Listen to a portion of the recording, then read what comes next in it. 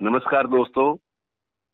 माहौल के मुताबिक आज एक ऐसे शख्स की हम चर्चा करेंगे जिसकी बनाई हुई और जिसकी शोध की हुई, रिसर्च की हुई दवाओं में से कुछ का जिक्र आजकल कोरोना के इलाज के रूप में भी किया जा रहा है।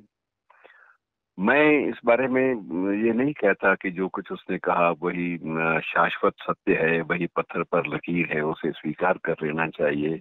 लेकिन अगर हम उस शख्स का जीवन देखें, जिंदगी देखें, तो बेहद दिलचस्पियों से भरी है। और उसने जो कुछ भी, जितने भी प्रयोग किए, जितने एक्सपेरिमेंट्स किए, जितना शोध किया, जितना रिसर्च वर्क किया, वो वाकई उसको बहुत कुछ करीब लाता है, स्वास्थ्य की सही परिभाषा के करीब लाता है। मित्रों, इस आदमी की अपनी ही बिल्कुल सोच थी, और ये जिसका जिक्र मैं आज कर रहा हूँ उनका नाम है doctor Samuel Hahnemann. Doctor Samuel Hahnemann ये होम्योपैथी जो मेडिकल साइंस है उसके प्रणेता, उसके सूत्रधार थे। 1784 में ये जन्मे थे जर्मन में एक शहर है ड्रेसडन के नाम से, जो ड्रेसडन के नजदीक ही एक गांव में पैदा हुए थे। और अम, अगर मैं आपको 1784 बता रहा हूँ तो शायद हो सकता है कि ये वक्त का जो साल है ये आज भी हो सकता है। मुझे लगता है कि 1784 में उन्होंने कुछ एक अनुवाद का काम जो था महत्वपूर्ण वो किया था। उनका जन्म जो है वो 1755 में आज ही दिन यानी 10 अप्रैल को हुआ था, इसमें कोई शक नहीं है। मित्रों, उनके पिता जो थे इसके बहुत एक पेंटर थे, और बहुत ज्यादा आर्थिक स्थिति अच्छी नहीं थी। लेकिन इस शख्स को भाषाएं अलग अलग पढ़ने का बड़ा एक शौक था। जैसे बड़े बड़े लोगों को होता है कि जो जहाँ से अच्छी चीजें मिल जाएं वो ग्रहण कर लेनी चाहिए। हिब्रू है, इटालियन है, ग्रीक है, इंग्लिश है, फ्रेंच है, इन भाषाओं में विशेष रूप से। और इन भाषाओं में भी जब वो हिब्रू साहित्य का और कुछ ग्रीक माइथोलॉजी का जब अध्ययन कर रहे थे, तो उस वक्त संस्कृत की कुछ एक बातें भी उनके सामने आई, और उनको उन चीजों ने बड़ा प्रभावित किया। उन्हें उन्हें लगा कि कुछ बहुत सारे ऐसे सिद्धांत होते हैं मेडिकल साइंस में भी और विज्ञान की दुनिया में, जो जिनका उल्लेख सभी भाषाओं में किसी न किसी रूप में होता है। अब ये जो सिद्धांत इसने प्रतिपादित किया होम्योपैथी के लिए, वो था like cures like. Law of similar भी से कहा जाता है, और सिमिलिया सिमिलबस क्योरेंटर ये जर्मन भाषा का शब्द है, ये इस तरह से भी कहा जाता है। लेकिन इसमें इसको इस बात का उल्लेख जरूर हिब्रू ग्रंथों में भी मिला था कि संस्कृत में भी एक जो ला है वो यही है कि विषस्य विषम औषधम की जहर ही जहर की दवा है। तो ये सिद्धांत जो लाइक क्योर्स लाइक है, वो लगभग विषस्य विषम औषधम से मिलता जुलता है। मित्रों, इसकी जो रिसर्च वर्क है बड़ा इंटरेस्टिंग है। ये बंदा बेसिकली डॉक्टर हैनीमैन जो था, ये मॉडर्न साइंसेज था, एलोपैथी का बड़ा प्रख्यात अपने वक्त का फिजिशियन था, एमडी था। लेकिन इसने अपने प्रैक्टिस के दिनों में भी जब देखा कि वो दवाओं के इतने ज्यादा विपरीत प्रभाव मिलते हैं, इतने रिएक्शंस होते हैं बॉडी पे, कि ह्यूमन बॉडी कई बार, सभी ह्यूमन बॉडीज कई बार उन दवाओं को पॉजिटिव रिस्पांस नहीं दे पाती। कईयों को रिएक्शन हो जाता था दवाइयों का, और जिनको थोड़ा बहुत रिलीफ ही मिलता था बीमारी विशेष में, वो बाद में आकर उनको और परेशानियां होती थी। तो इस शख्स ने सोचा कि मैं तब तक प्रैक्टिस नहीं करूंगा जब तक कोई ठोस बात, जो स्वास्थ्य की जो सही बहाली है, उससे मिलती जुलती बात जब तक मेरी समझ में नहीं आती, मैं प्रैक्टिस नहीं करूंगा। तो उसने एक ट्रांसलेटर के रूप में, एक स्टूडेंट के रूप में, एक शोधार्थी के रूप में काम करना शुरू कर दिया। और इसने 1784 में एक क्यूलेन का मैटेरिया मेडिका है, डॉक्टर क्यूलेन का, तो उसका अनुवाद करना शुरू कर दिया।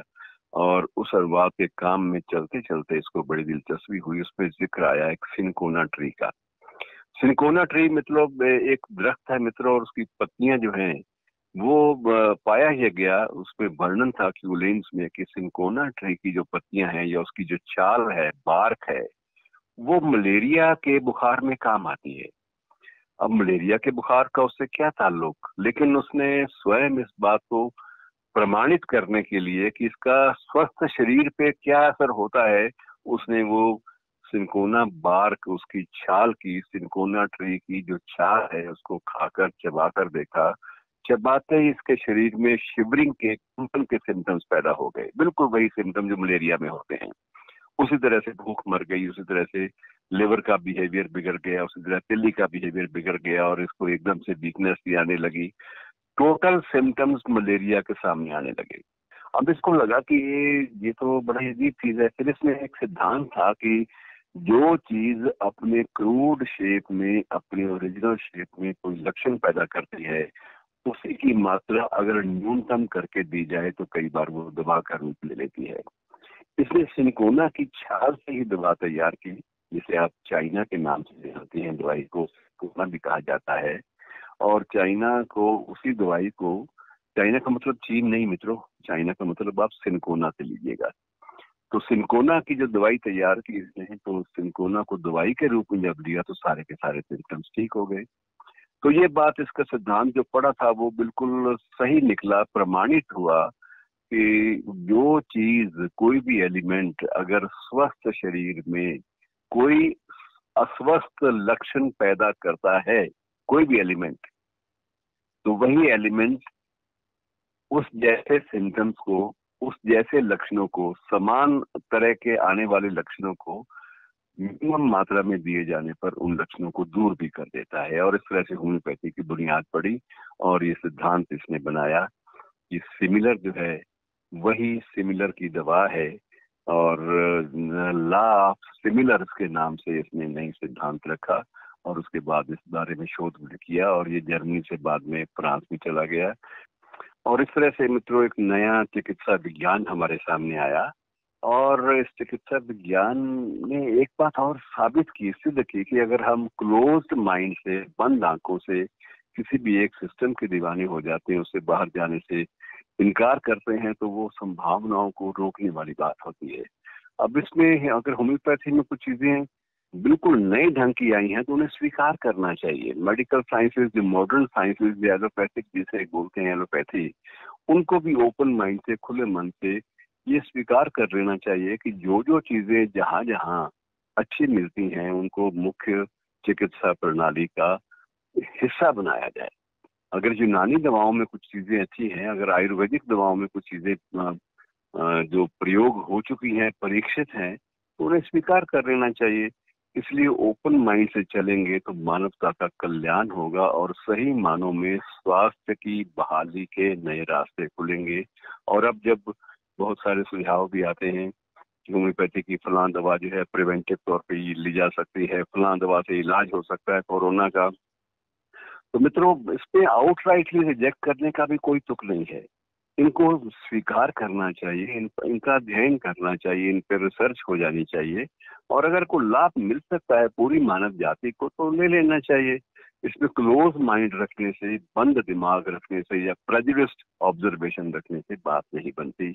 और इन्हीं शब्दों के साथ मित्रों आज ऐसी शख्सियत को याद कर रहे हैं जिसने चिकित्सा विज्ञान में विश्व भर में एक नई क्रांति को जन्म दिया था।